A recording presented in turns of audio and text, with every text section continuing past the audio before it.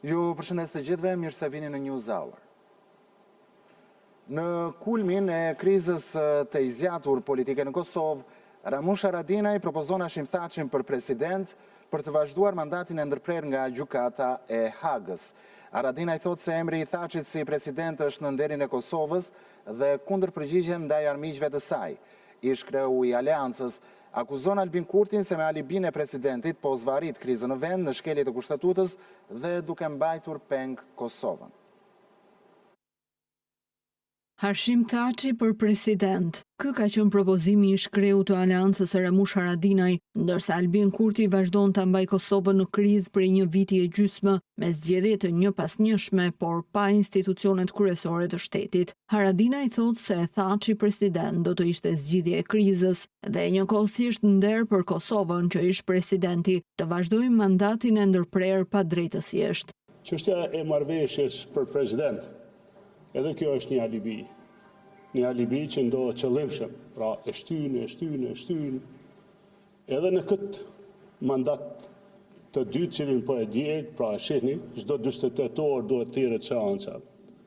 Nëse do në zgjidhje Kurti, pra regjimi i Kurtit, me thënë drejtën është nderin e kësaj legjislature, po edhe të çdo legjislature që t'ja vazhdojmë mandatin presidentit Thaçi. Haradinaj akuzon Kurtin se zgjedhjen e presidentit për të cilën ende nuk ka marrëveshje, po e paraqet si një alibi për zvarritjen e procesit dhe zgjatjen e krizës institucionale në vend.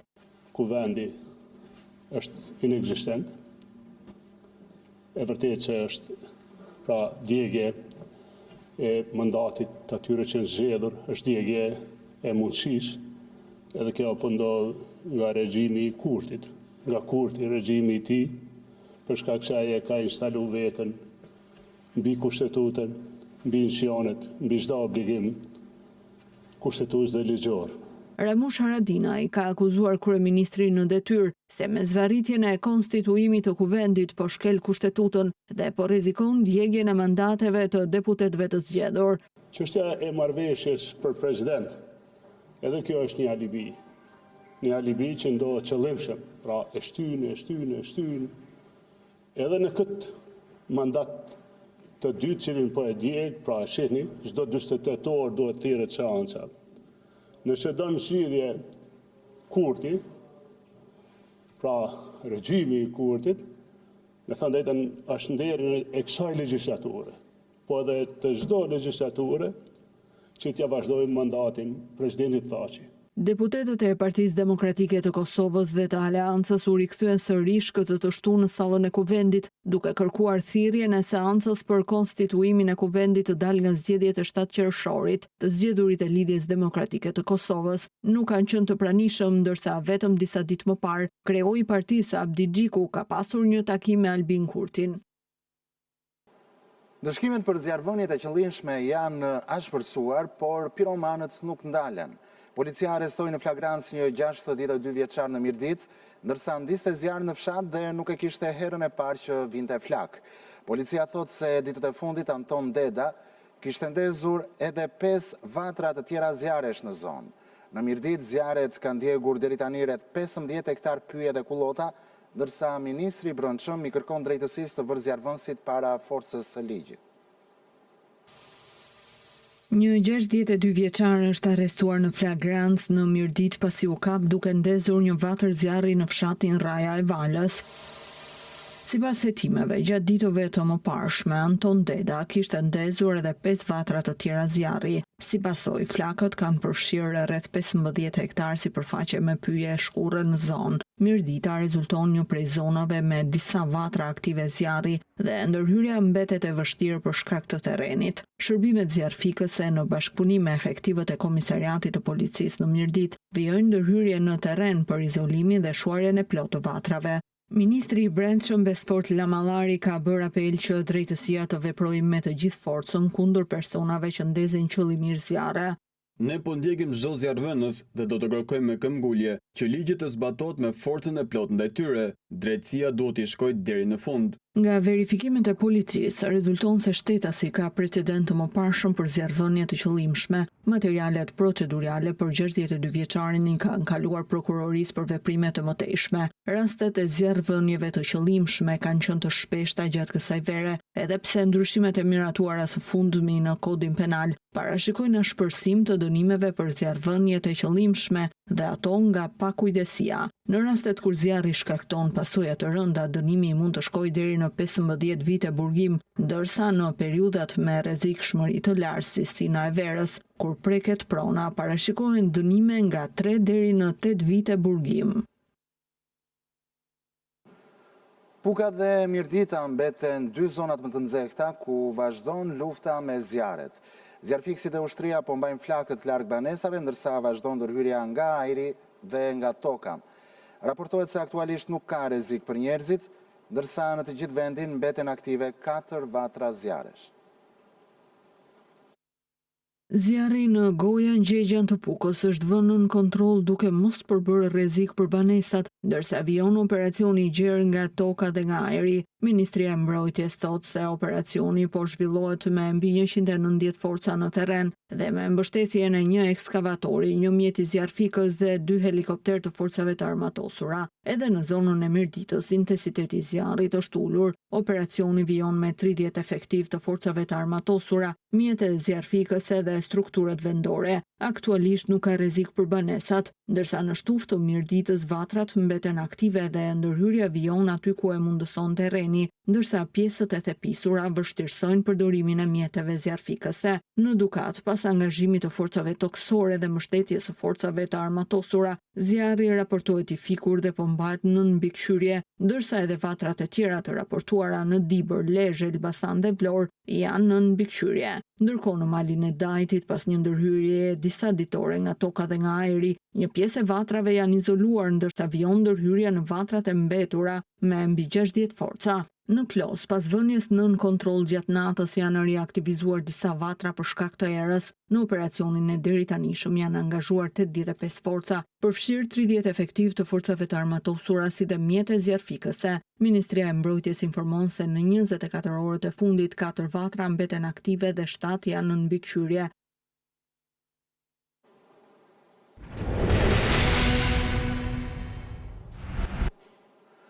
Mirë, duat njohur në këto momente me një lajm të fundit që vjen pikërisht nga situatat me zjarre, ku në këto momente një zjarr ka përfshirë një pjesë pyjore në zonën e Pishporos në territorin e njësisë administrative Novosel në Vlorë. Flakët janë përhapur në sipërfaqen e pyllëzuar, ndërsa ende nuk dihen për masat e sakta të zonës që është përfshirë nga zjarri, teksa nuk ka rrezik për banesat apo zonat e banuara pranë saj. Forca zjarfikëse pritet që të ndërhyjnë për të vënë nën kontroll flakët dhe për të parandaluar sigurisht edhe përhapjen e mëtejshme të zjarrit. Goditet një tjetër rast i trafikimit lëndëve narkotike kanabis nga Kanadaja drejt Shqipërisë. Policia e Durrësit arrestoi 3 shtetas nga Kosova, të dyshuar për trafikim ndërkombëtar të lëndëve narkotike. Gjatë operacionit, në portin e Durrësit u sekuestruan 127 pako me lëndë të dyshuar narkotike kanabis në formë gjelatine, me peshë totale rreth 80 kg. Vlera e lëndës narkotike të sekuestruar përllogaritet në treg në rreth 1 milion euro. Nga hetimet dyshohet se lënda narkotike siguroi nga Kanadaja dhe transportoi drejt Shqipërisë e fshehur në një vend të posaçëm të modifikuar në një automjet të porositur për blerje në Kanada. Pas mbërritjes në Shqipëri, lënda narkotike shpërndai mëtej në territorin e Shqipërisë dhe Kosovës.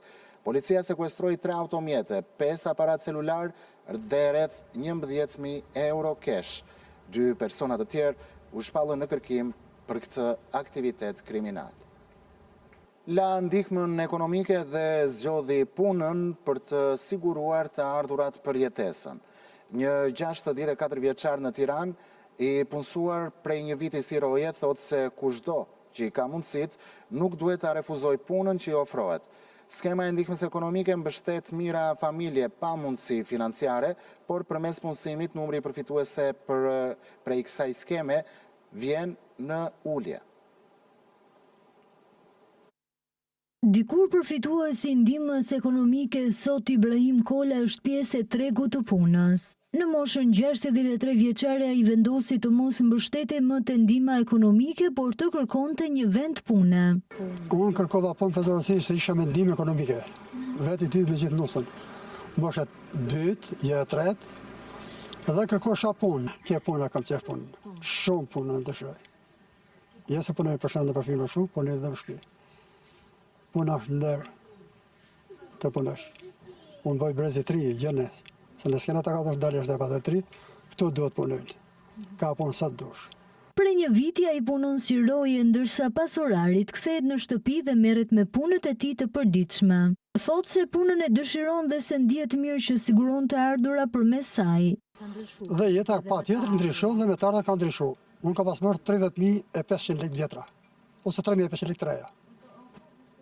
Po nuk ishte vend punë, tani që në hapë gjitha të vendet e punë, në afrun punë. Ibrahimi thotë se një pjesë e njerëzve nënvlerësojnë punën ose i shmangen në saj duke menduar se nuk janë të aftë të punojnë. Për të zgjidhja është të provojnë dhe të shfrytëzojnë mundësi që ofrohen. Ai kujton edhe momentin kur ju ofrua mundësia për të punësuar kur i thanë se i kishin gjetur një vend pune. Po një pat e levelizojnë punën, thotë, nuk kemi jaftë me punu.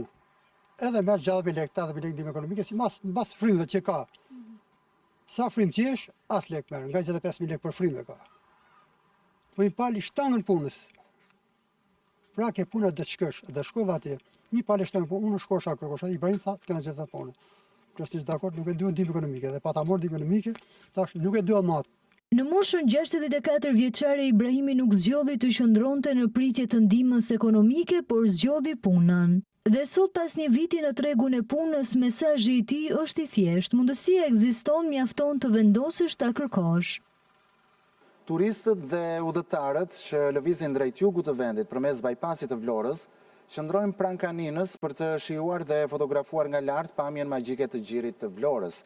Përfundimi i bypassit jo vetëm shkurton distancat dhe lehtëson udhëtimin drejt Rivierës, por u krijon të huajve mundësinë që edhe gjatë rrugës të njohin bukuritë natyrore të Bregdetit tonë.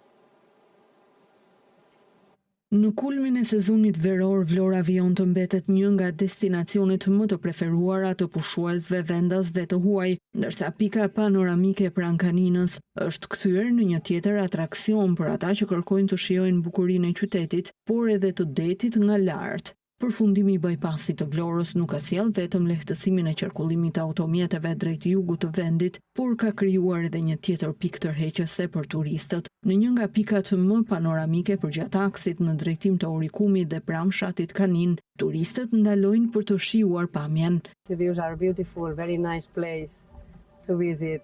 Kam ardhur nga Spanja për të vizituar Shqipërinë. Pamja është shumë e bukur. Kam qëndruar disa ditë dhe kam vizituar disa plazhe. Vendi është vërtet i bukur. Panorama është shumë e veçantë, deti është i mrekullueshëm. Ishim edhe në Ksamil dhe plazhi na pëlqeu shumë, por edhe qyteti i Vlorës ofron shumë, gjen më shumë hapësirë për plazhe dhe ushqim të shijshëm.